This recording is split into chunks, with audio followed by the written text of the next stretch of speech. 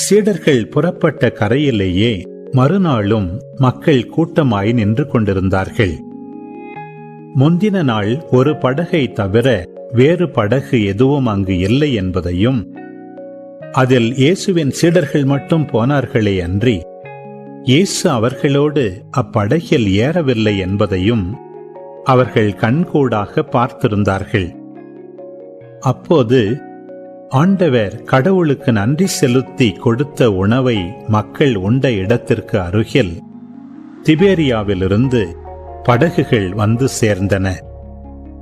இயேசுவும் அவருடைய சீடரும் அங்கு இல்லை என்பதை கண்ட மக்கள் கூட்டமாய் அப்படகுகளில் ஏறி இயேசுவை தேடி கப்பர்நாகுமுக்கு சென்றனர்.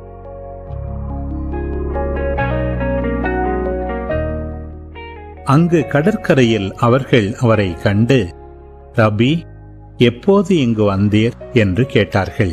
இயேசு மறுமொழியாக, நீங்கள் அருமடையாளங்களை கண்டதால் அல்ல, மாறாக அப்பங்களை வயிறார உண்டதால்தான் என்னை தேடுகிறீர்கள் என உறுதியாக உங்களுக்கு சொல்லுகிறேன்.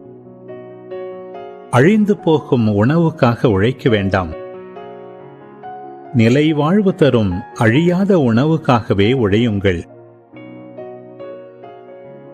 அவ்வுணவை மானிட மகன் உங்களுக்கு கொடுப்பார்.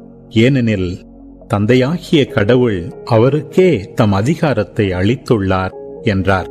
அவர்கள் அவரை நோக்கி, எங்கள் செயல்கள் கடவுளுக்கு ஏற்றவையாக இருப்பதற்கு நாங்கள் என்ன செய்ய வேண்டும் என்று கேட்டார்கள். இயேசு அவர்களை பார்த்து, கடவுள் அனுப்பியவரை நம்புவதே கடவுளுக்கேற்ற செயல் என்றார்.